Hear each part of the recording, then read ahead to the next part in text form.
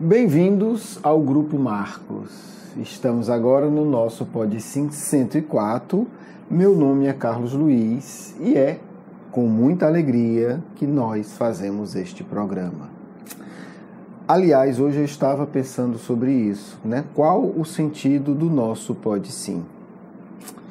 E fiquei um pouco angustiado, tentando encontrar um sentido íntimo, né? Porque o sentido externo não resolve a questão. E a resposta que eu encontrei é que o sentido do Podsim é nos aproximar. Por isso, o Podsim não vai ficar apenas no Podsim, né? O Podsim é o início de uma ponte do projeto do Grupo Marcos para que a gente possa estar mais próximo. Nesse ano, nós vamos ter vários convites a vocês para que vocês possam se engajar ou interagir mais com o Grupo Marcos. Lembrando também que já estamos com o curso, né? O Educação Espírita, um convite à juventude, que está sendo lançado todas as quartas-feiras. Bem, meus amigos e amigas, hoje a gente vai trabalhar, né? Vai ter mais um episódio da nossa série, né? Compaixão e caridade. A caridade, a compaixão, ela tem como base a empatia. Né? O que é a empatia? A empatia é a capacidade que nós temos de nos colocar no lugar do outro. Né? O que é a compaixão? É a capacidade de você sentir a dor e a alegria do outro. O que é caridade? Caridade é agir com compaixão.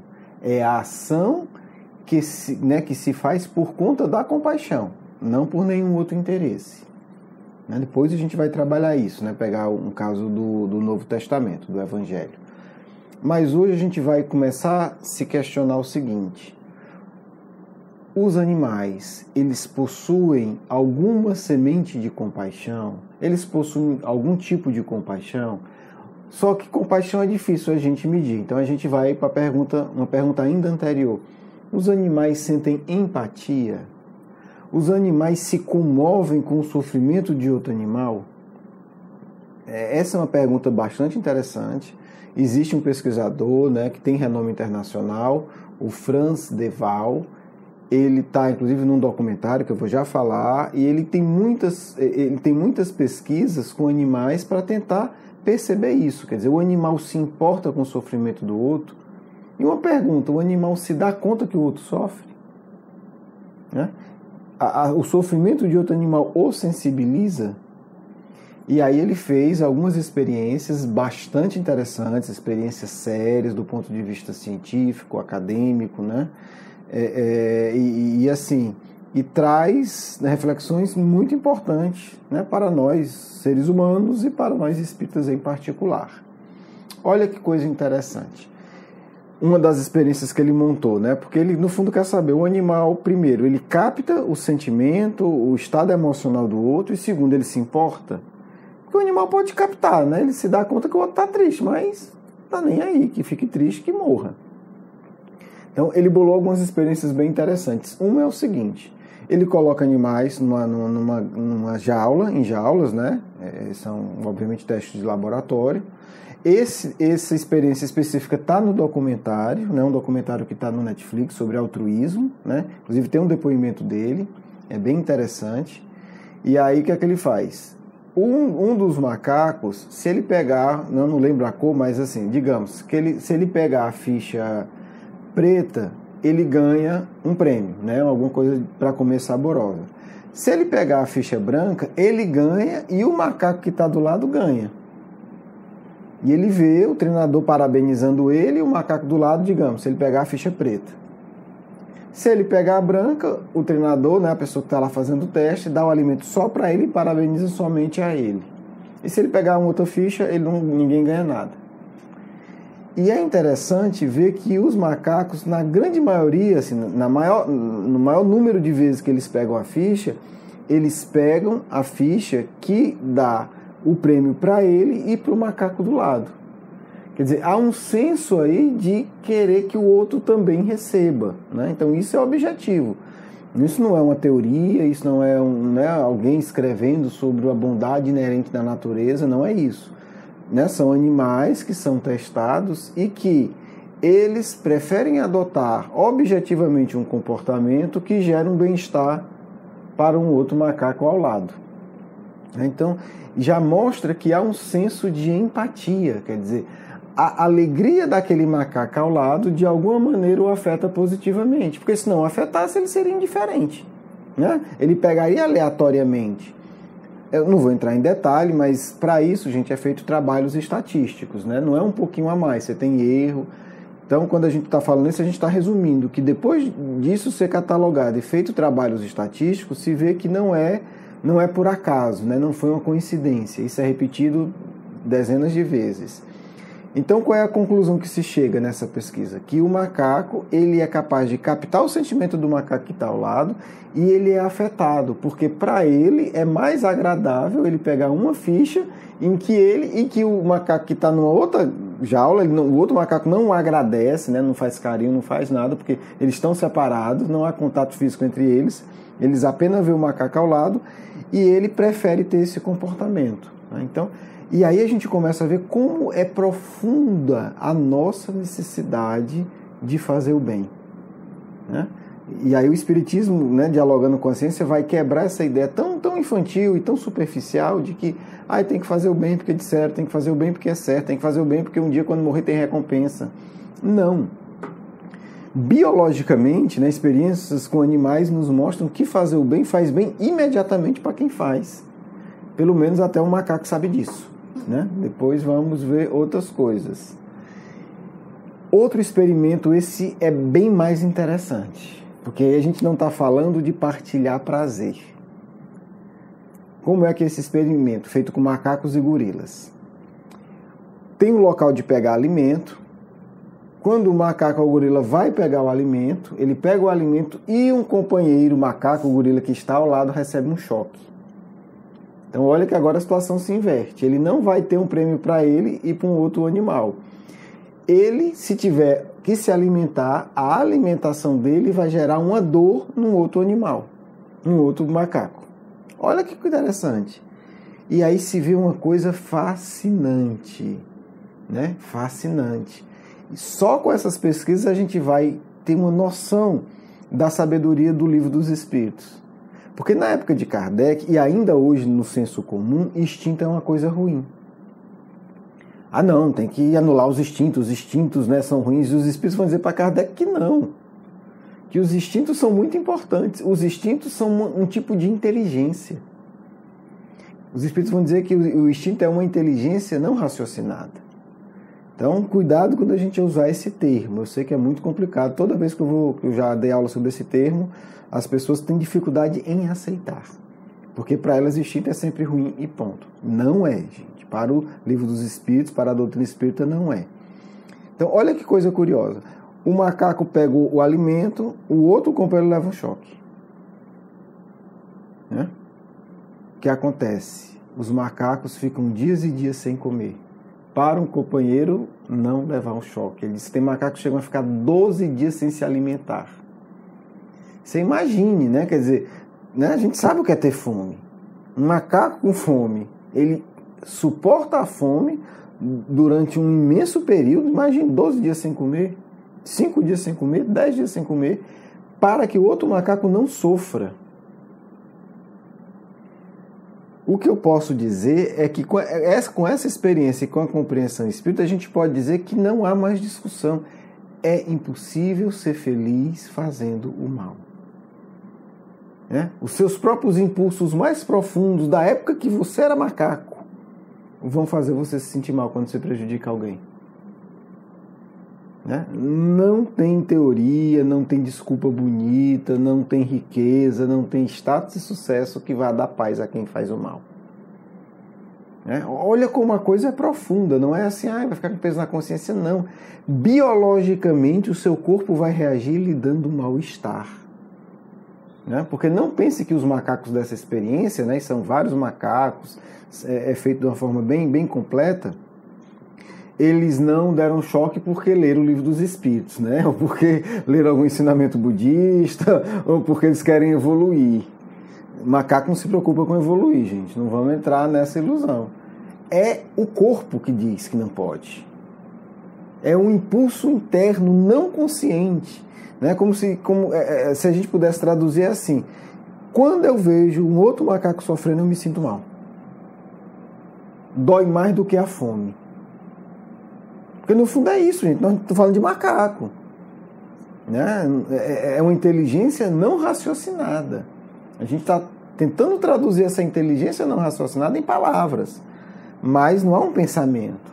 O que há é uma reação. É dizer, simplesmente comer se tornou desagradável. A fome se torna menos desagradável do que ver um outro macaco sofrendo. Olha que coisa forte. Né? Olha que coisa forte. Né? O macaco não está fingindo, não está fazendo de conta. Ah, não, é uma pesquisa, eu quero sair bem na pesquisa, eu quero tirar nota 10 da pesquisa. Macaco não se preocupa com nota de pesquisa.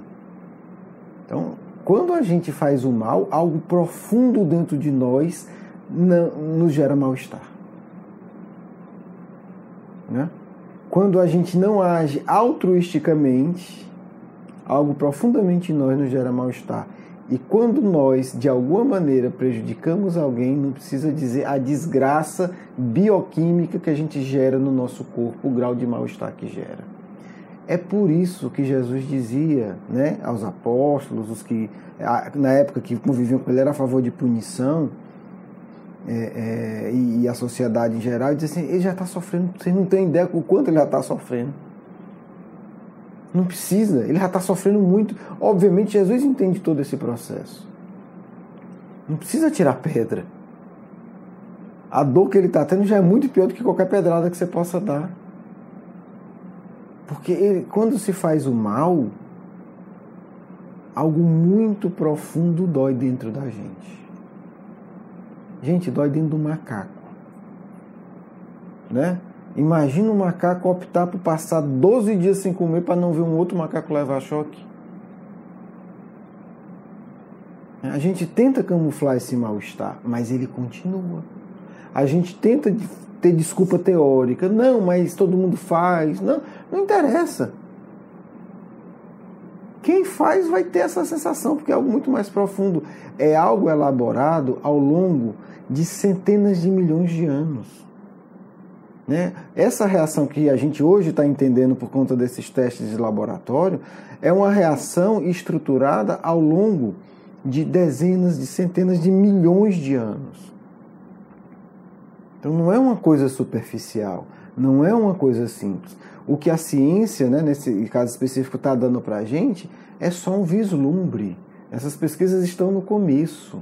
Imagina isso daqui a 50, 100 anos, quando isso vai, né, se aprofundando, quando começar a ver o cérebro do macaco como é que reage, os batimentos cardíacos, as reações bioquímicas do corpo dele quando vê um outro macaco, né, mal. E isso possivelmente já está, talvez até, ou está sendo feito ou está muito próximo de ser feito, tá certo? Coisas muito mais sutis. Então o que acontece? O que a gente está começando a ver é que a natureza, a estrutura da vida,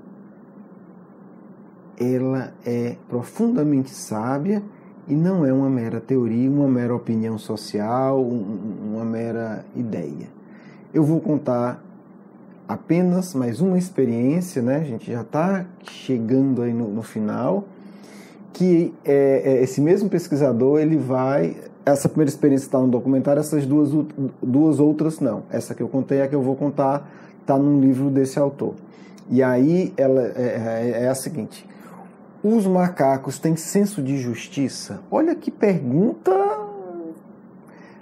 forte, né? Macaco tem senso de justiça? Né? Como é que pode, né? Ele tem noção de certo e errado, de justo e injusto? O que é que ele fez? Pegou vários macacos, deu uma espécie de ficha, um brinquedo para cada um, uma peça idêntica para cada um, e ele ia com o macaco e trocava isso por uma fruta que eles gostavam. Só que os macacos gostavam muito mais de uva e muito menos de pepino. Então, nos primeiros macacos, ele troca a ficha e dá uma uva. Ficha, uva. E os outros macacos vendo. em determinado ponto, ele começa a pegar as fichas e dá pepino, que os macacos gostam menos. Sabe o que acontece? Alguns macacos não cheiram, vê que é pepino e não comem. E outros pegam o pepino e jogam na cara do pesquisador. Quer dizer, você está me enganando. Que história é essa? Eu dei a mesma ficha. E isso é legal, parece uma brincadeira, mas é interessante porque o macaco tem senso de justiça, né? Se ele ganhou uma uva, por que eu vou ganhar uma coisa pior se eu estou dando a mesma coisa, né? Se eu reagir igual a ele, se eu fizer a mesma ação, eu quero o mesmo prêmio. Obviamente isso não é raciocinado, mas é uma percepção não racional de justiça. Então isso é para a gente começar a entender que quando os espíritos falam da sabedoria do instinto e quando os espíritos falam de lei de Deus, a gente está falando de impulsos profundos que estão em toda a natureza. Hoje a gente está começando a descobrir macacos e gorilas, né? Eu não tenho dúvida que a gente vai descobrir coisas muito, muito mais interessantes quando esse tipo de pesquisa, né, e Deus nos ajude, sejam desenvolvidas e sejam ampliadas e divulgadas. Tá certo? Então a lei de Deus, ela não é uma teoria, né, a ser pregada, ela não é uma teoria que vai nos impor uma coisa. Isso é tolice, gente, isso é besteira. O importante é a gente entender o quê? Que lei de Deus é algo que age de dentro para fora. Não é eu vou falar isso para agradar os espíritos. Isso é uma fase infantil da religião. A gente já está no nível que o espiritismo nos proporciona de entender que é algo de dentro. É um sentimento profundo interno. Né? O nosso prêmio é a nossa punição. Né? O bem-estar maravilhoso ou o mal-estar, mesmo que a gente disfarce. Então, agindo, né, segundo a natureza, segundo os impulsos reais e não os impulsos distorcidos que a gente tem, certamente seremos felizes. A gente vai continuar esse tema, né? Como vocês sabem, é uma série. No próximo Pode Sim, a gente vai trabalhar experiências com bebês, porque aí é uma outra questão interessante, né? Falando agora de humanos, e vai se lançar a questão. Mas a criança tem senso moral? Aí você vai dizer, deve ter, né? Que se macaco tem, mas ciência tem que pesquisar. E aí a gente vai ver pesquisas interessantes, né? Como é que eu pesquiso se um bebê de 3 meses, de 6 meses, que ainda não fala, né? Que ainda não teve tempo, digamos assim, de ser educado pela sociedade, ele vai ter algum senso moral ou serão os macacos mais inteligentes que as crianças? Né? A resposta fica fácil inicialmente para nós espíritas, porque a gente sabe que há um processo evolutivo. Então não faz sentido um bebê humano, né, ser menos evoluído do que um macaco adulto. Mas mesmo, né, se você pegar o Einstein dos macacos e o bebê humano mais burro, o bebê humano tem que ganhar, porque ele é humano, ele está num nível acima. Mas a questão é como é que isso é provado, como é que isso é comprovado em pesquisa.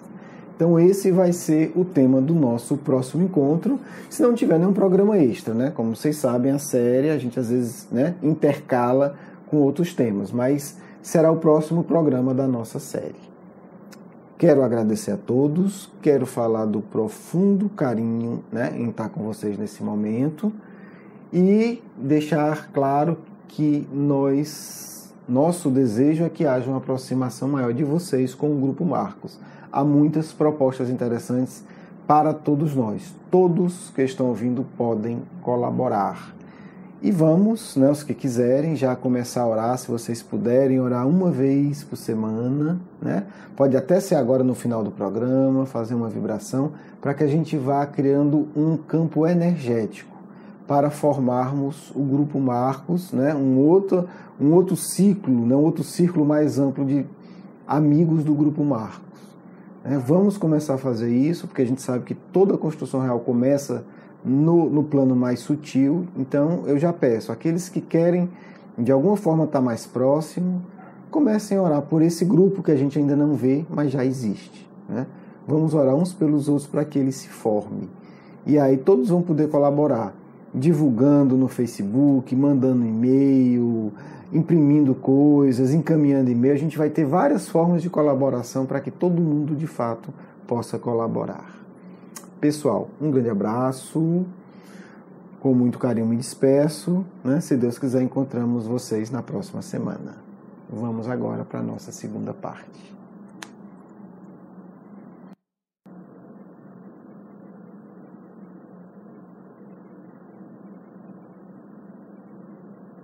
Que a paz e a alegria esteja sempre em vossos corações, queridos filhos e queridas filhas.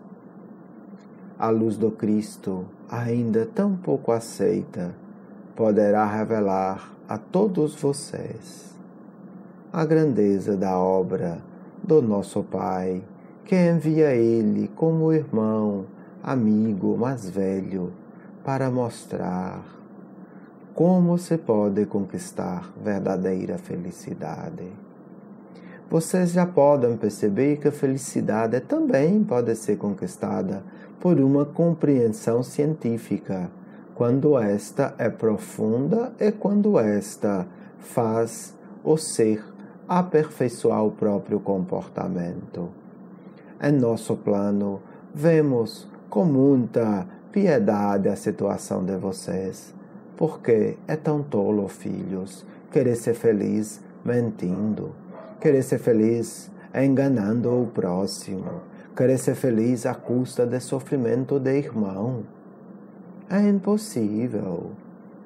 E nos perguntamos, como será que eles conseguem se enganar tanto? É uma área de estudo complexa em nosso mundo, porque tudo é claro para aquele que quer ver. É muito fácil, hoje, em laboratório, provar o que gera felicidade real, com reflexos no próprio sangue de vocês. Muito fácil em laboratório mostrar zonas de cérebro, tensão muscular, tudo que se altera quando se age no bem, com a intenção sincera e verdadeira, filhos. Mas vocês ainda pensam, o mundo não é assim. Ora, como o mundo não é assim, se todas as leis são assim? Vocês é que vivem com uma imensa ilusão, pensando que mais forte é quem tem mais poder de oprimir. E, coitado, vocês não veem que aquele que oprime à noite passa por angústias terríveis. Vocês não notam que aquele que é vitorioso à custa de sacrifício do outro se torna profundamente deformado. As próprias células do corpo adquirem características monstruosas. Não duvidem disso, não está longe disso ser comprovado. Portanto, entender sem medo. Existe uma lei que rege tudo. Células do meu corpo, nervos, sistemas transmissores do meu cérebro, tudo, emoção, angústia, alegria, prazer, dor, tudo é regido por mesma lei. Lei de amor, lei que fará tudo sempre para encaminhar todos os seres da criação para uma vida plena de amor e virtudes. Por isso, filhos, portanto, olhar também ciência e pensar com o pensamento voltado para Deus e pela lógica do Espiritismo. Que coisa maravilhosa! Animais se sentem felizes quando fazem bem. Como será que pode ser diferente com o ser humano? Como será que vocês ainda não acreditam que vencedor é quem trapaceia o outro? Não, são pobres seres coitados que precisam de muito amparo, porque mesmo que tenham tudo, o seu próprio corpo não permite que seja feliz. Não permite. Tem que viver uma vida de alucinados para que consigam suportar, porque a felicidade é proibida para eles. Entendam, aquele espírito que deseja o mal, por definição, proíbe-se da verdadeira felicidade. Essa é a grande meta dos espíritos evoluídos, ajudar vocês a entender isso. Não é a religião que traz felicidade. Não. Não é ciência, não é filosofia. Não. O que traz felicidade é estar ligado à lei do amor. Espiritismo é importante? Não é. Espiritismo só é importante para aqueles que o seguem de coração.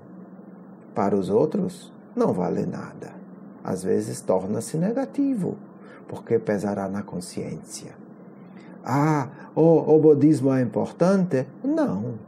É importante para aqueles que seguem verdadeiramente os ensinos sinceros desse imenso e grandioso apóstolo do Mestre Maior que é Jesus.